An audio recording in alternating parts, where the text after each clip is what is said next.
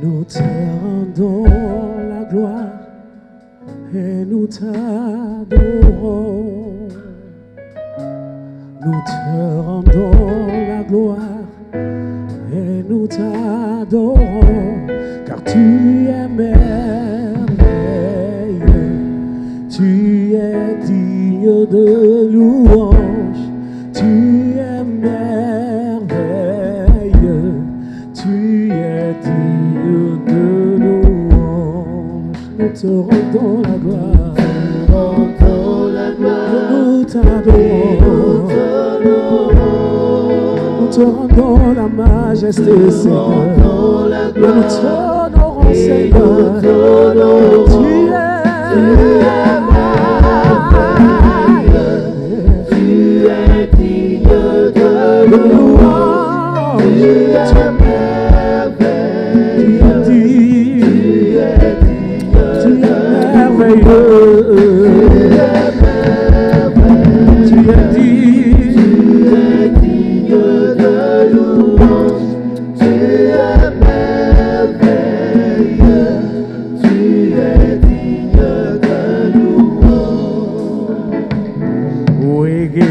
glory, Lord, as we honor you. We give you glory, Lord, as we honor you. For you are wonderful. You are worthy, oh Lord. You are wonderful. You are worthy, oh Lord. We give you glory, Lord, as we honor you. We give you all the majesty. Yeah. For you are worthy. You are worthy. You are worthy. Yeah, you are. You are wonderful, Lord.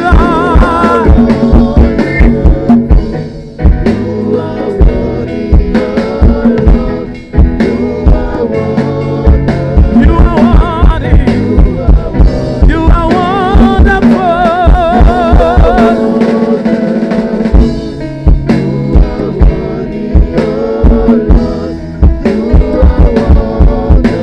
You are worthy. Saluons tous ceux qui sont en contact avec nous. Que la grâce et la bénédiction du Seigneur soient avec vous. J'ai commencé un enseignement avec vous sur la guerre des étoiles. Et nous allons clôturer cette série d'enseignements aujourd'hui.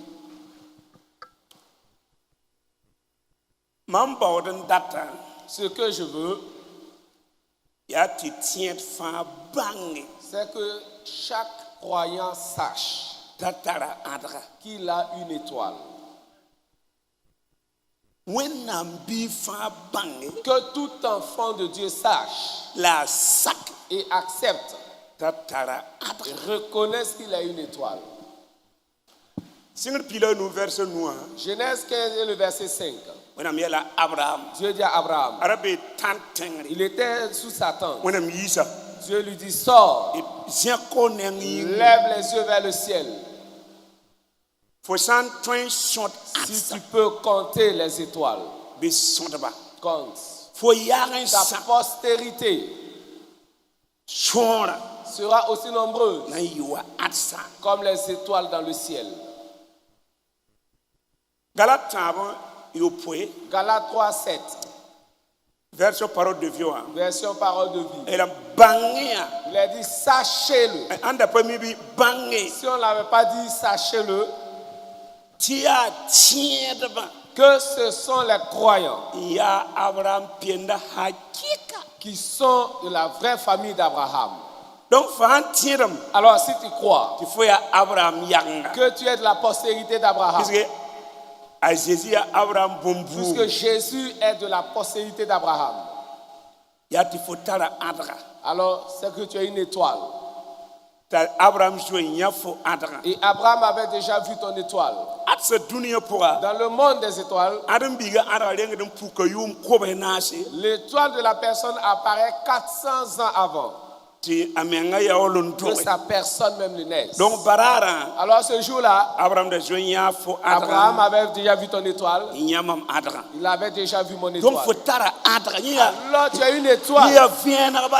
Et c'est une chose claire. Et ce que nous verrons aujourd'hui, c'est une chose très importante. Le thème,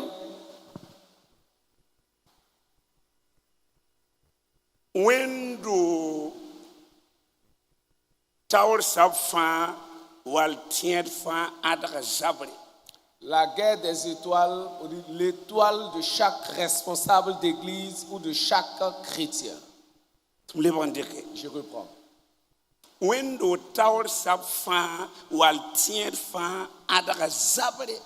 Alors l'étoile de chaque responsable d'église ou de chaque chrétien, la guerre sur ces étoiles. C'est ce que nous verrons aujourd'hui. Un serviteur, l'apôtre de Dieu nous parlera, nous éclairera. L'apôtre Jean. Qui est Jean? Jean est l'un des fils de Zébédée. Il est le frère de Jacques. Jean est le disciple aimé de Jésus.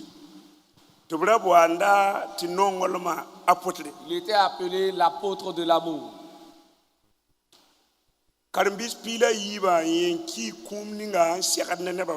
Des 12 disciples, il est celui-là qui est mort d'une mort naturelle.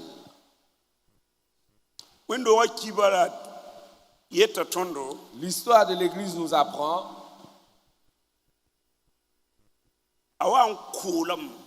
qu'il avait tellement vieilli.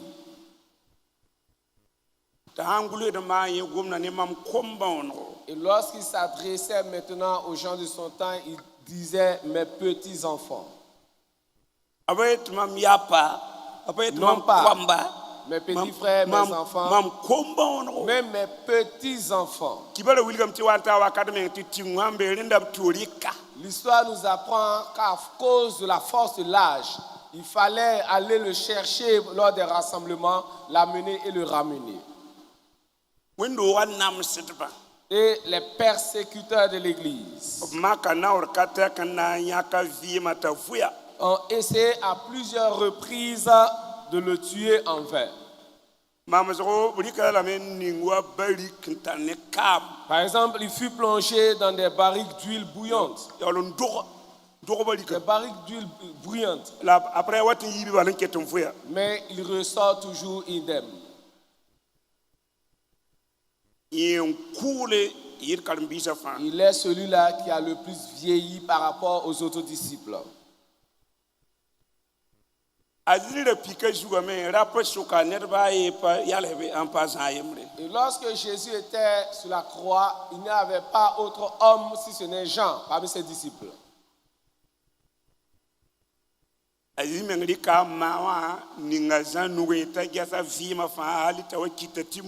Et c'est par là que Jésus lui remit sa mère pour lui dire « Prends soin d'elle jusqu'à sa mort ». Et c'est lui encore qui a écrit le dernier livre, le livre de Révélation ou Apocalypse.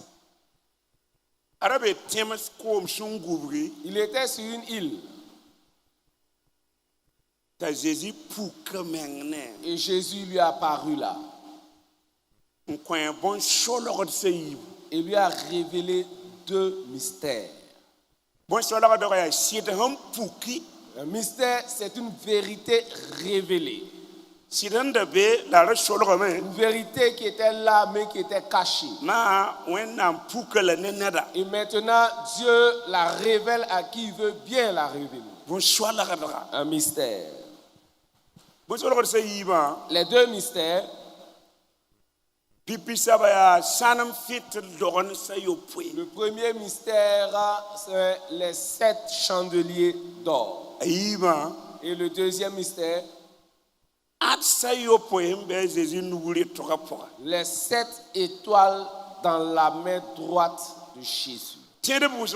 Plusieurs chrétiens ont déjà reçu des enseignements sur les 7 chandeliers d'or. Alors nous ne parlerons pas de cela. Alors cependant, je parlerai du deuxième mystère. Les 7 étoiles dans la main droite de Jésus.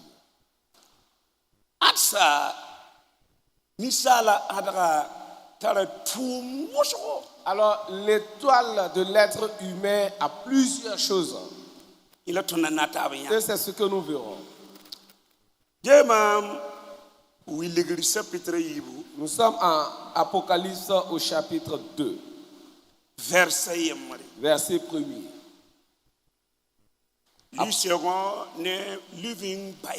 Alors, Apocalypse 2, verset 1er, selon la version Louis II, il est dit ceci. Écrit à l'ange de l'église d'Éphèse. Voici ce que dit celui qui tient les 7 étoiles dans sa main droite.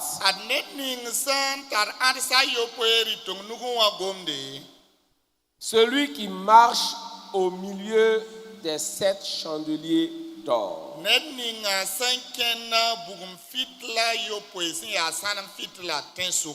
Amen. Alors je reprends la version Louis II, Apocalypse 2, verset 1. Alors nous rentrons dans les mystères maintenant. Apocalypse 2 et le verset 1er, selon la version Louis II, il est dit ceci. Écrit à l'ange de l'église d'Éphèse.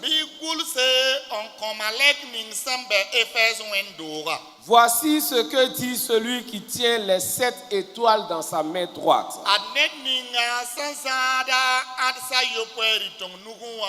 Celui qui marche au milieu des 7 chandeliers d'or.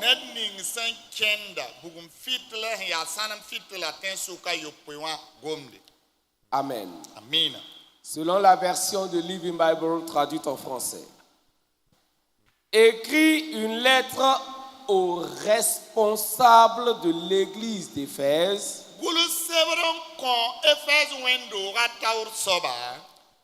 Et dis-lui ceci.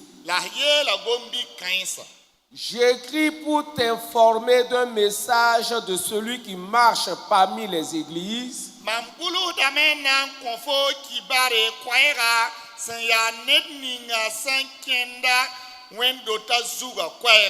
Et tient leur chef dans sa main droite. Amen. Apocalypse chapitre 1, verset 20. Apocalypse 1, verset 20, selon la version Louis II, il est dit ceci. Le mystère des 7 étoiles que tu as vues dans ma main droite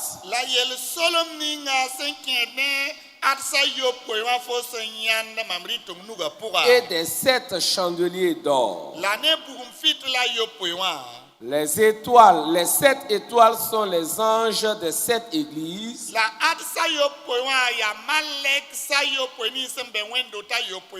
Et les 7 chandeliers sont les 7 églises.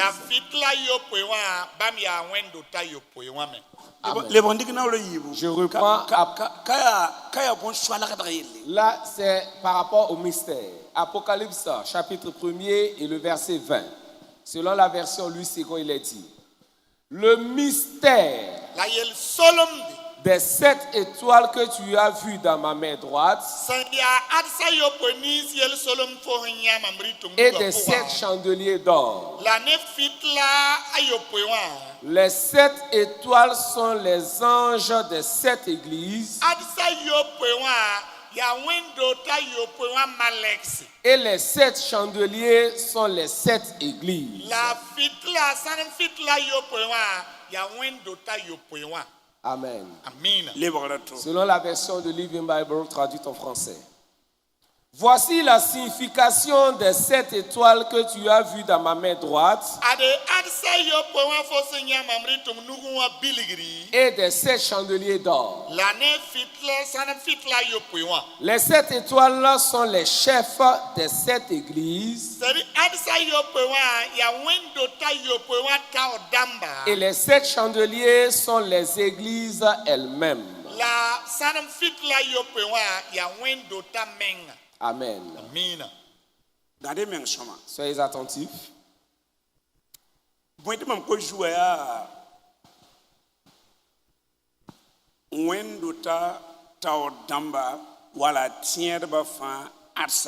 Alors, l'étoile de chaque responsable d'église ou de chaque chrétien, c'est que la personne se convertit, elle naît de nouveau et elle passe par les eaux du baptême, remplie de l'esprit. Et c'est cette personne qui, dans le processus de la croissance, finit par devenir responsable. On ne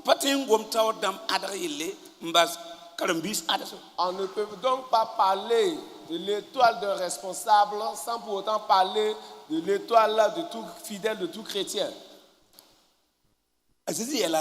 Jésus dit à Jean, les 7 étoiles que tu as vues dans ma main droite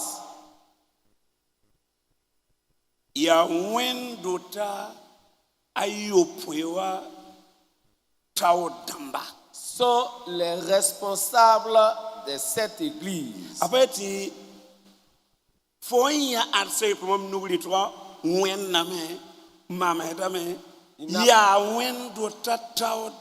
Il n'a pas dit les 7 étoiles que tu vois, que tu as vues dans ma main droite représentent ou symbolisent. Non, mais sont un verbe d'état qui qualifie leur nature, les 7 responsables. Les 7 étoiles que tu as vues dans ma main droite. La signification. Vous dites, ce sont les pasteurs des 7 églises. Au temps de Jean, c'était les anciens qui dirigeaient les églises. Maintenant, nous avons des apôtres qui dirigent les églises, des prophètes qui dirigent les églises, des évangéliques qui dirigent les églises, et des pasteurs qui dirigent les églises.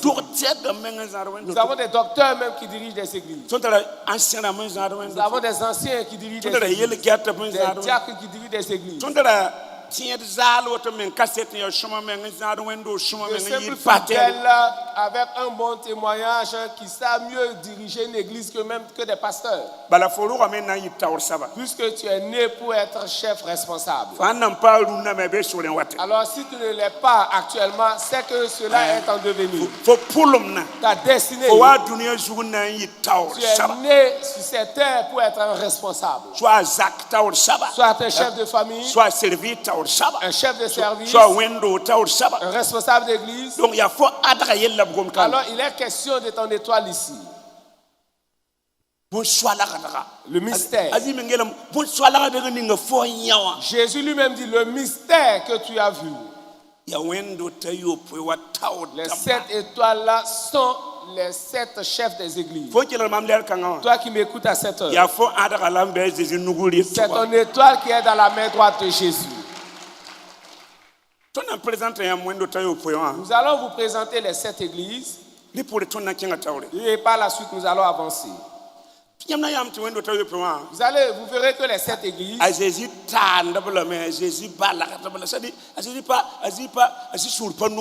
Jésus les accusait ou les condamnait parce qu'ils n'étaient pas fiers d'eux.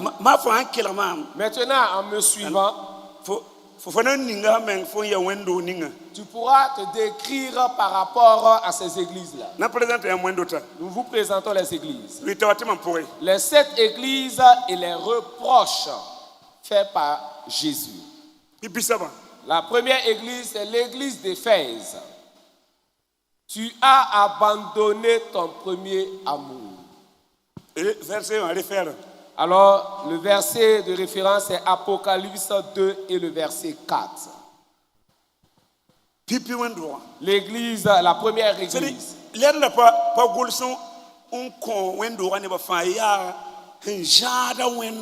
Cette lettre n'est pas adressée à tout le monde, à toute l'église, mais à cette personne qui dirigeait l'église. Éphèse. Éphèse. Pour dire, j'ai un problème avec toi. Car tu as abandonné ton premier amour. La deuxième église, l'église de Smyrne. Je connais ta pauvreté, bien que tu sois riche. Apocalypse 2 et le verset 9.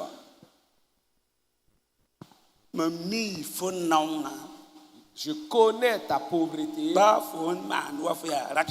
que tu sois riche. Troisième église, l'église de Pergame. Des gens se sont attachés à la doctrine de Balaam et des Nicolaïtes.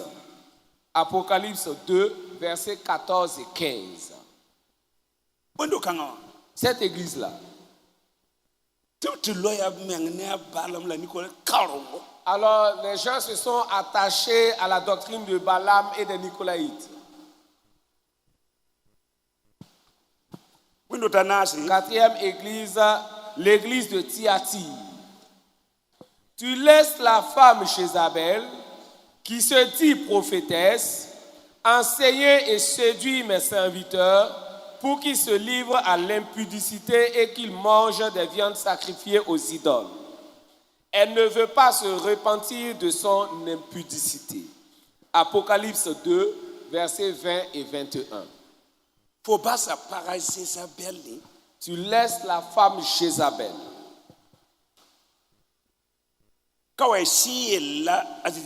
Là, Jésus parle d'un esprit. Alors, enseignez et séduire mes serviteurs. Enseignez et séduire mes serviteurs. Et qu'il les livre à l'impudicité. C'est une église.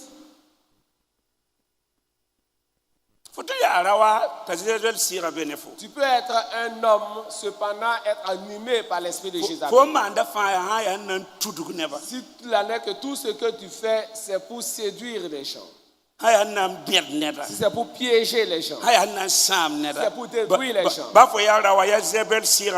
Même si tu es un homme, tu es animé par l'esprit de Jézabel. C'est comme ça. Dans une église, un homme de Dieu est venu. Il a pris le micro. Après, il a livré une prophétie que l'adjoint du pasteur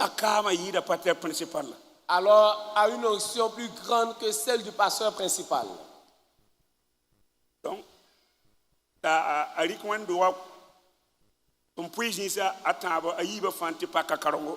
alors, ce dernier maintenant a entraîné les 2 tiers des membres de l'église pour aller commencer son ministère. 3 mois après, il est mort. Qui l'a tué? L'esprit de Jézabel.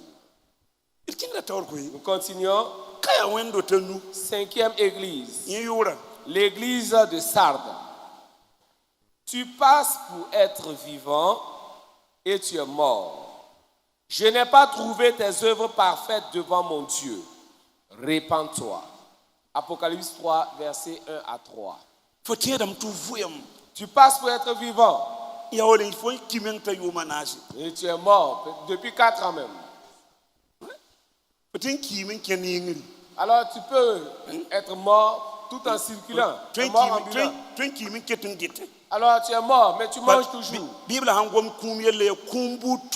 Parlant de mort dans la Bible, il existe plusieurs sortes de mort. Là, c'est une mort spirituelle.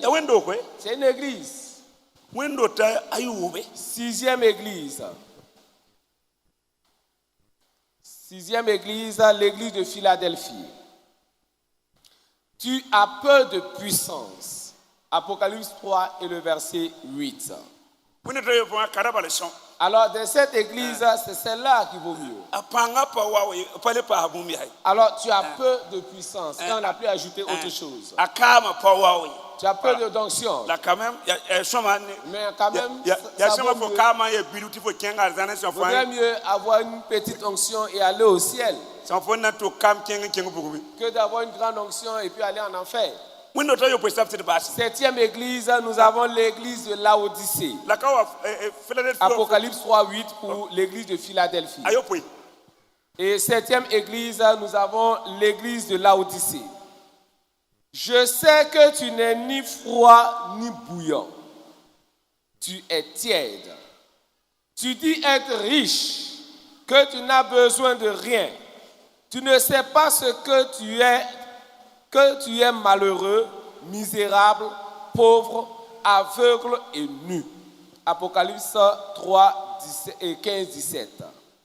Faut pas manger, faut pas tout. Tu n'es ni froid ni bouillant. Il y a des gens qui sont tièdes comme ça. Alors, il n'est ni froid, il n'est ni chaud. Et Jésus de lui dit de choisir. Sinon, il le vomira. Alors, c'est une église qui ne regarde qu'au matériel. Nous avons ceci, nous avons cela. Jésus dit, mais vous ne savez pas que vous êtes pauvre, aveugle, malheureux, misérable et nu. Toi qui m'écoutes à cette heure, apôtre, prophète, évangéliste, apôtre, prophète, évangéliste, docteur, pasteur, ancien, diacre, responsable. Alors, tu ressembles à quelle église?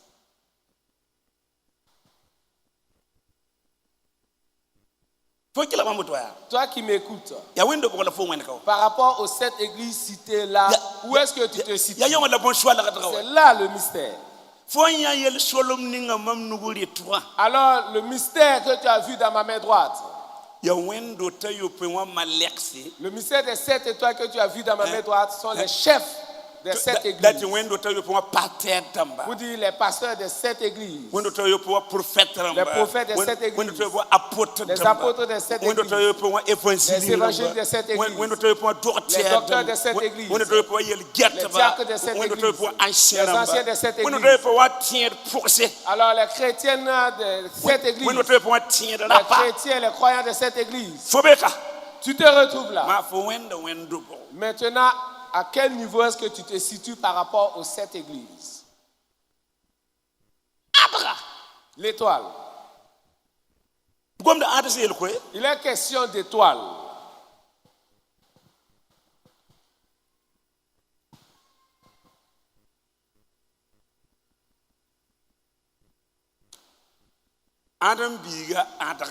L'étoile de l'être humain.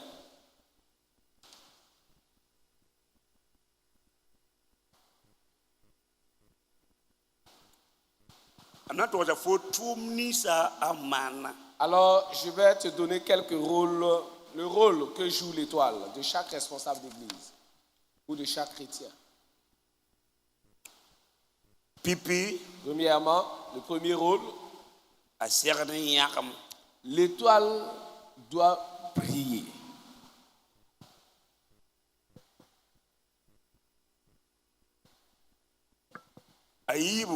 Deuxièmement, l'étoile doit éclairer.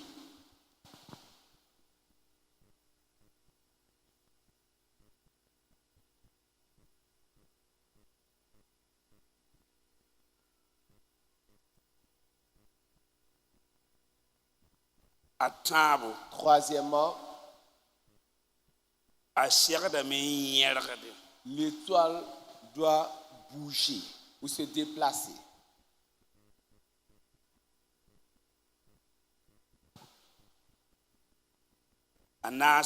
Quatrièmement,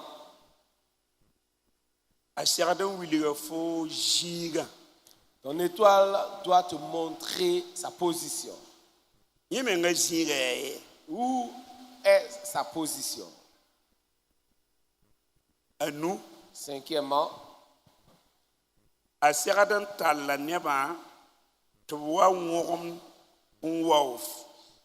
ton étoile doit faire en sorte que des gens se prosternent devant elle.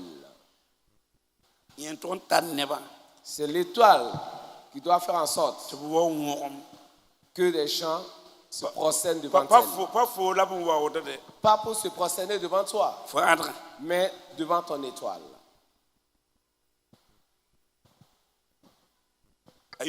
Sixième rôle.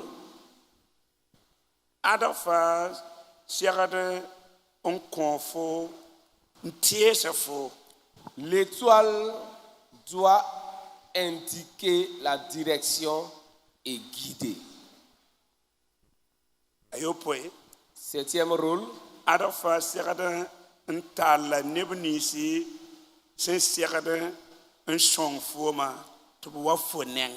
Ton étoile doit conduire tes aides de destinée à toi.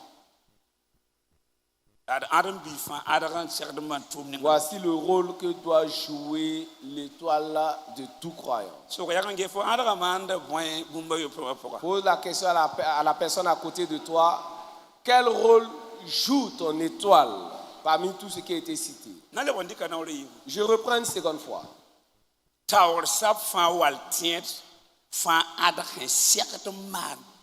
Le rôle que doit jouer l'étoile de chaque responsable d'église ou de chaque chrétien. Premier rôle. L'étoile doit briller. Deuxième rôle. L'étoile doit éclairer. Troisième rôle. L'étoile doit bouger ou se déplacer. Quatrième rôle. Ton étoile doit te montrer sa position. Cinquième.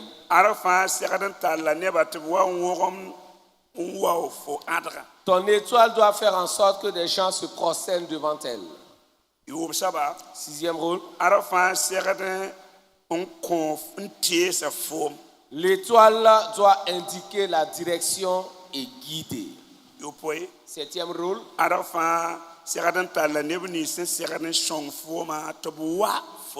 Ton étoile doit conduire tes aides de destinée à toi. Et la question. Ton étoile. Des 7 rôles cités, quel rôle joue ton étoile pour toi?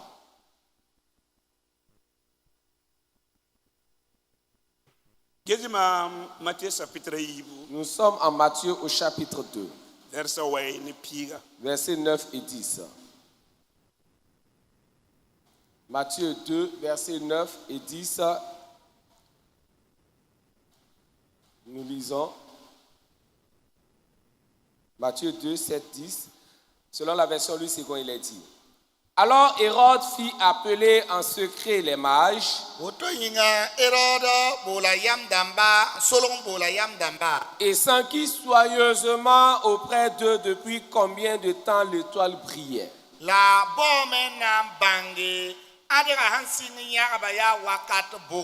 Puis il les envoya à Bethléem en disant: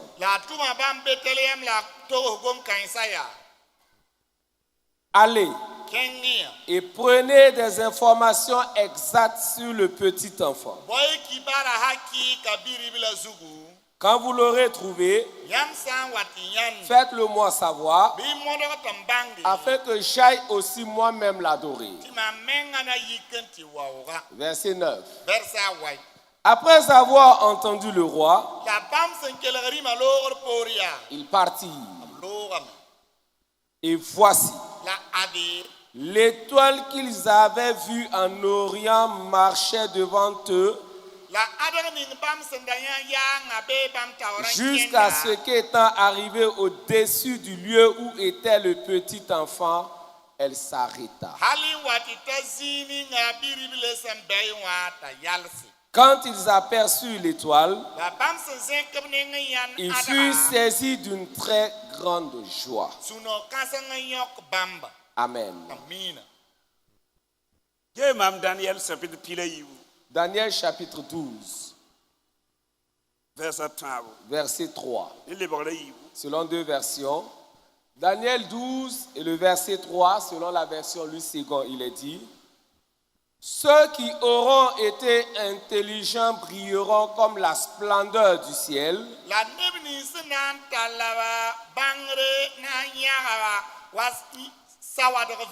Et ceux qui auront enseigné la justice à la multitude brilleront comme les étoiles, à toujours et à perpétuité. Amen. Selon la version de Living Bible, et les sages, vous dites le peuple de Dieu, brilleront aussi fort que l'éclat du soleil, et ceux qui convertissent beaucoup de gens à la justice brilleront comme les étoiles pour toujours.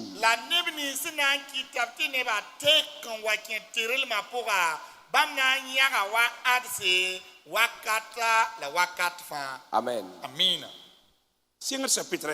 Genèse chapitre 1er. Verset 16.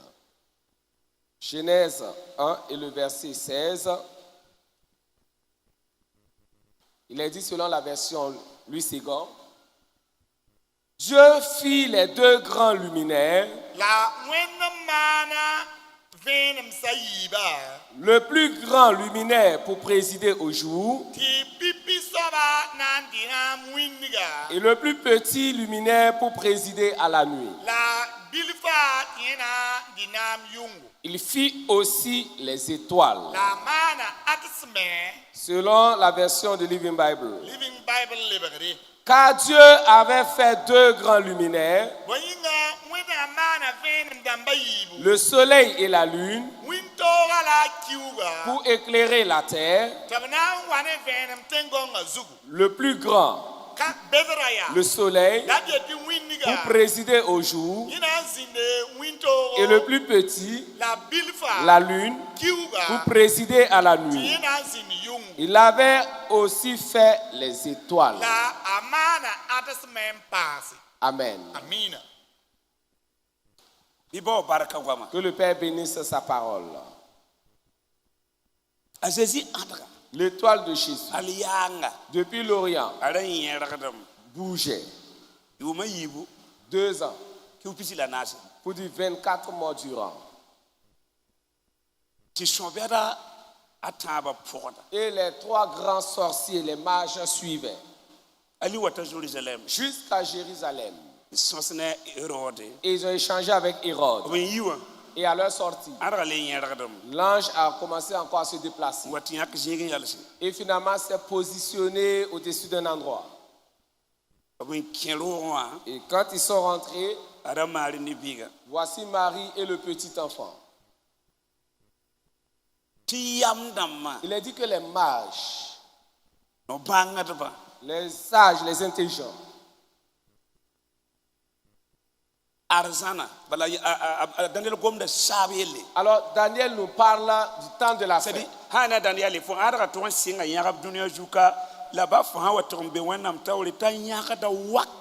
Selon Daniel, non seulement ton étoile doit briller sur terre ici, et même au ciel dans le paradis, l'étoile doit briller pour toujours. Il est dit que depuis la création, Dieu a créé les 2 grands luminaires. Le premier grand luminaire, le soleil, et le petit luminaire, la lune. Ce que je veux que vous reteniez, c'est et il a fait et aussi les étoiles. Le monde dans lequel nous vivons, alors c'est la nuit. La nuit. Et comme c'est la nuit,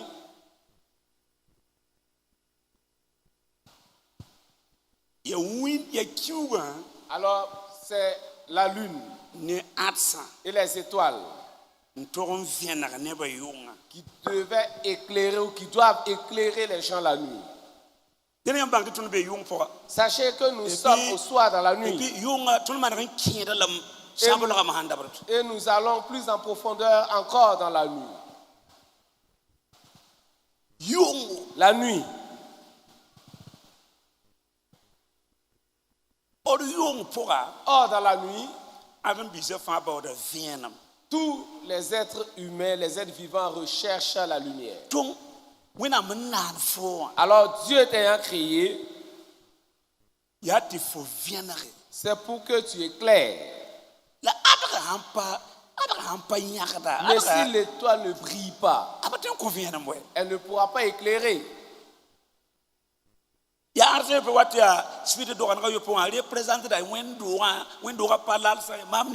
Alors que ce soit dans l'Ancien Testament ou le Nouveau Testament, l'étoile là représente les chrétiens. Et alors que l'église, ce n'est pas les 4 murs, c'est toi et moi.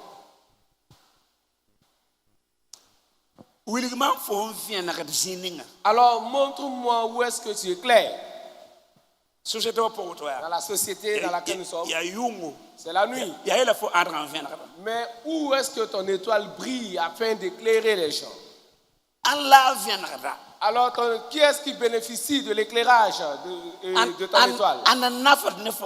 Qui bénéficie de ton étoile?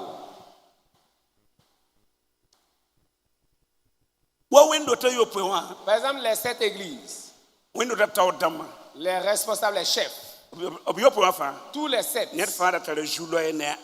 chacun avait un problème avec son étoile.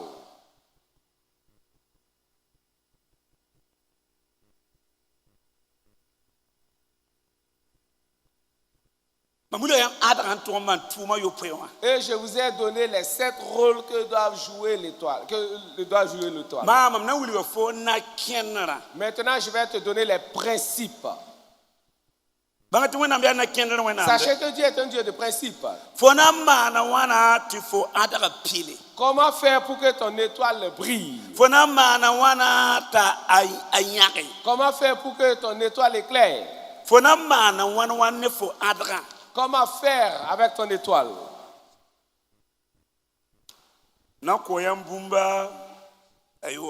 Environ 6 principes.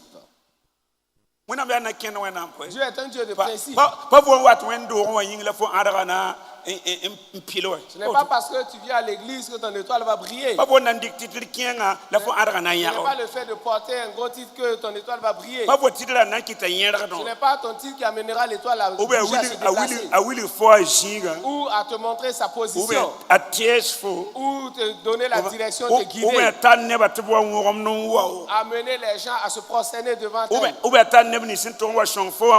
Ou conduire vers toi les aides destinées.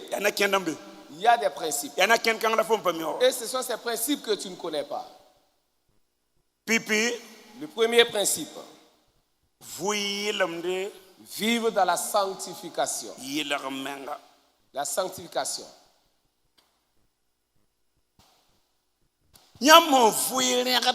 Aussi longtemps que vous vivrez dans l'impureté,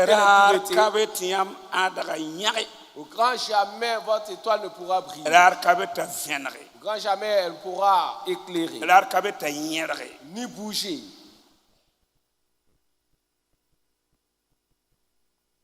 « 1 Pierre 1,15 »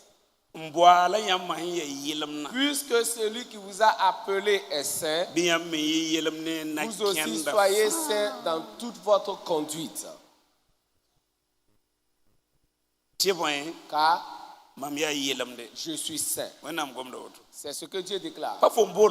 Ce n'est pas toi qui t'es appelé toi-même. Et ce n'est pas toi qui as créé l'étoile pour toi-même. Celui qui t'a donné l'étoile dit, puisque je suis saint, toi également sois saint.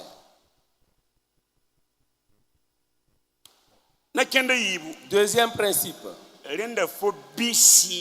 Grandir spirituellement. Futurum bit, never to a name. Israël qui le fait la niamata, biga Samuel bitam. Il doit grandir et les gens doivent le constater. Puis il a dit que tout Israël voyait que le petit Samuel grandissait. Et les gens voyaient également que Jésus grandissait, il croissait. Et l'église primitive également grandissait.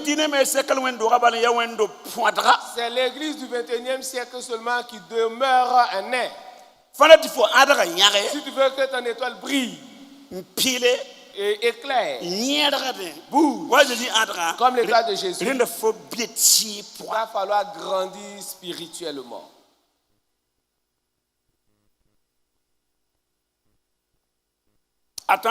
Troisième principe.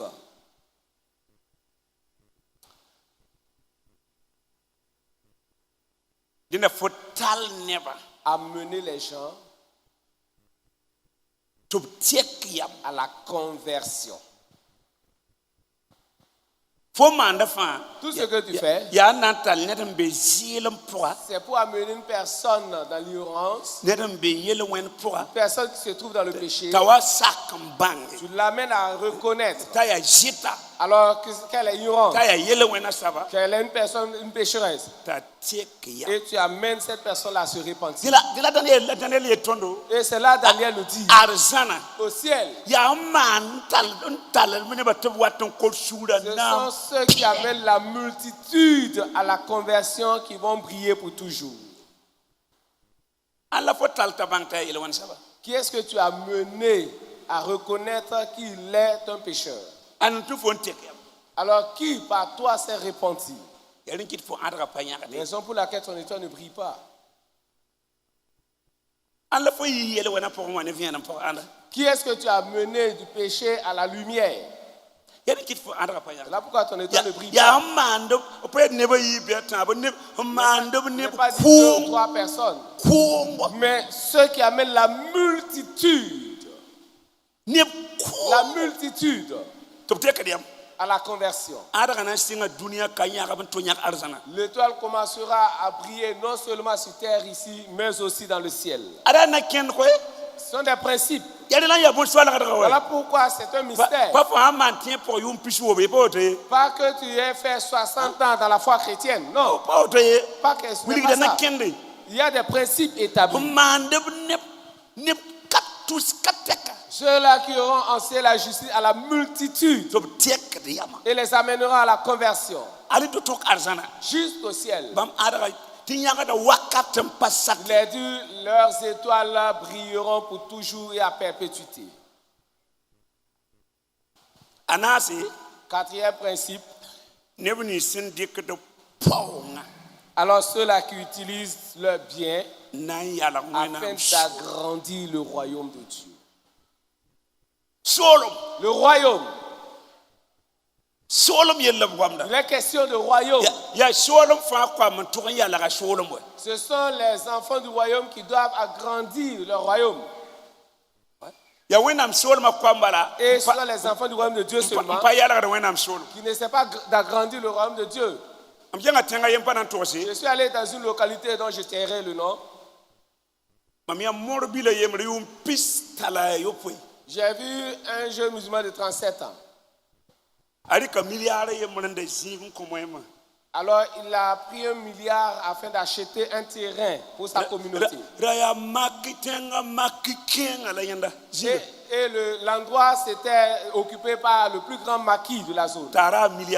Et il a acheté à 1 milliard. Et avec 2 milliards, il a construit une mosquée. Et les gens passent maintenant faire la prière là. Lui seul. Quel chrétien protestant le fera? Alléluia. Quel alléluia le fera? Même s'il a l'argent. Il va trouver une grosse enveloppe dans laquelle il va mettre 50 000 francs. Et il va commencer à prier, tellement prier. Et dépliant l'enveloppe, vous allez passer le temps à déplier l'enveloppe. Pour finir par retirer 50 000 francs CFA. Ceux-là qui utilisent de leur bien s'oublient eux-mêmes. Ce qui leur importe, c'est l'agrandissement du royaume de Dieu. C'est ce principe-là également qui donne à l'étoile de percer, de briller, d'éclairer. Et cela amène l'étoile également à se déplacer. À nous, cinquième principe. Tout homme ou toute femme qui se laisse guider par le Saint-Esprit. C'est l'Esprit qui le guide.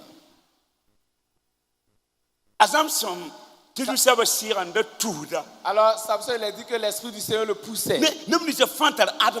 Tous ceux-là qui ont une grande étoile, ce ne sont pas des gens qui fonctionnent uniquement par les 500. Ce ne sont pas ceux-là qui circulent seulement avec leur propre raisonnement. Mais ce sont des gens spirituels. Pour que ton étoile brille, il va falloir être un homme spirituel, une femme spirituelle. Et c'est l'esprit qui te guide. C'est l'esprit qui te pousse, t'influence. Et c'est ce qui donne à l'étoile de briller. Sixième principe. Avoir la crainte de Dieu. Ce n'est pas le fait de parler en langue qui prouve que la personne est réellement convertie. Ce n'est pas le fait de prophétiser. La nièce de Balaam même a prophétisé. Ce ne sont pas les dons du Saint-Esprit qui prouvent que vous êtes réellement convertis. C'est lorsque vous retrouvez la crainte de l'Éternel dans la vie de la personne. Et c'est le signe véritable qui atteste de la conversion de la personne.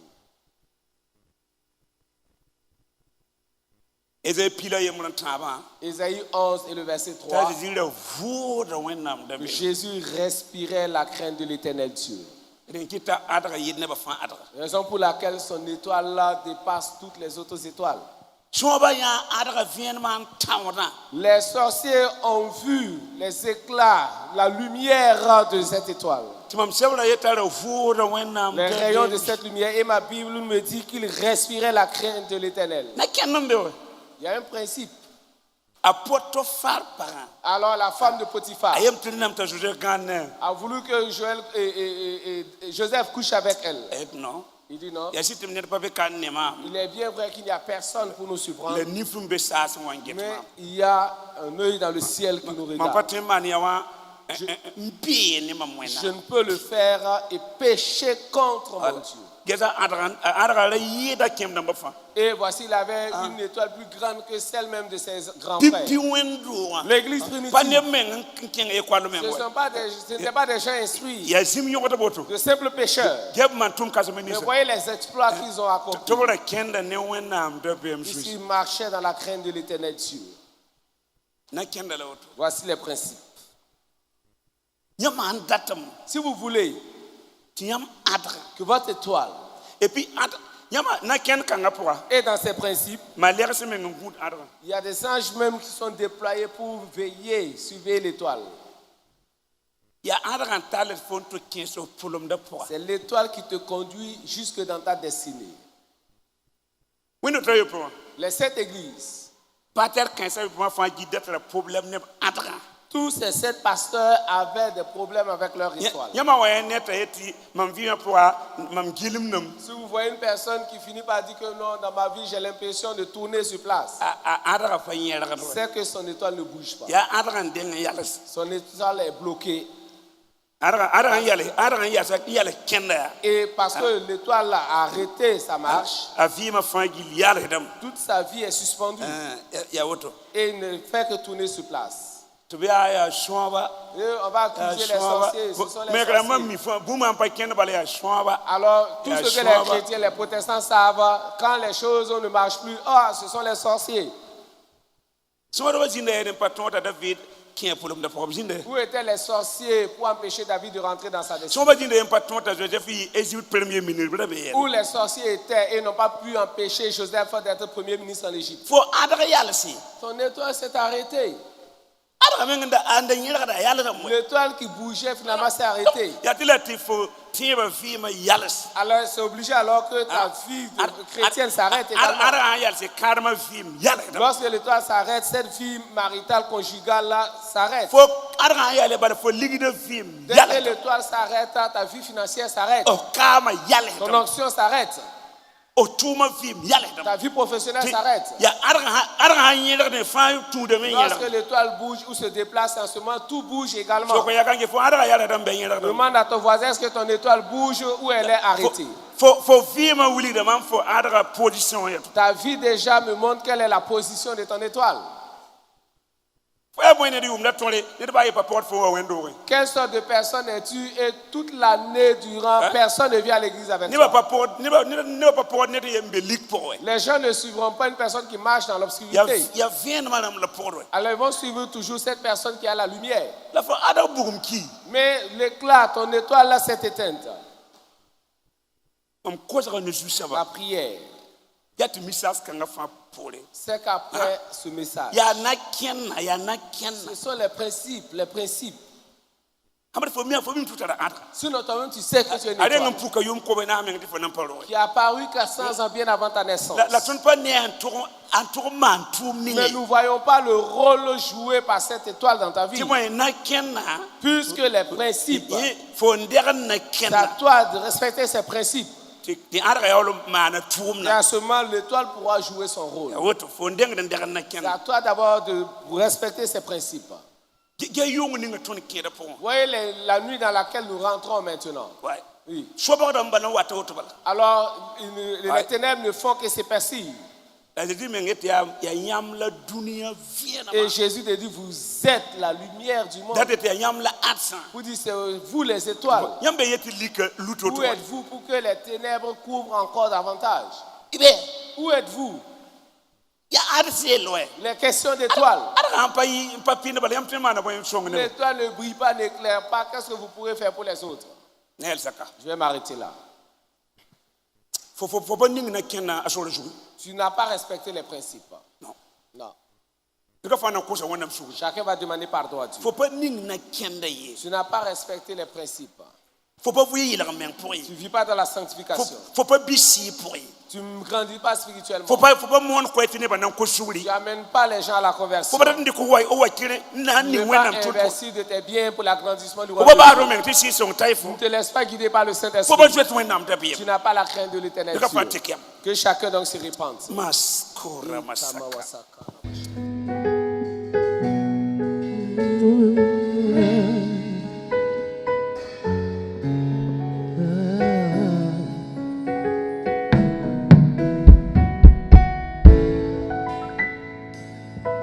Nous te rendons la gloire et nous t'adorons. Nous te rendons la gloire et nous t'adorons, car tu es merveilleux, tu es digne de louange, tu es merveilleux, tu es digne de louange. Nous te rendons la gloire, nous t'adorons, nous te rendons la majesté, Seigneur. Nous t'honorons, Seigneur. Tu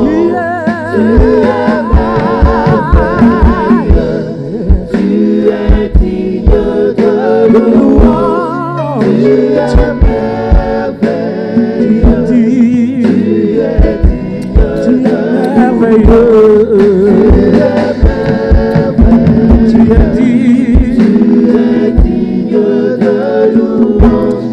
Tu es merveilleux. Tu es digne de louange. We give you glory, Lord, as we honor you. give you glory, Lord, as we honor you, for you are wonderful. You are worthy, oh Lord. You are wonderful. You are worthy, oh Lord. We give you glory, Lord, as we honor you.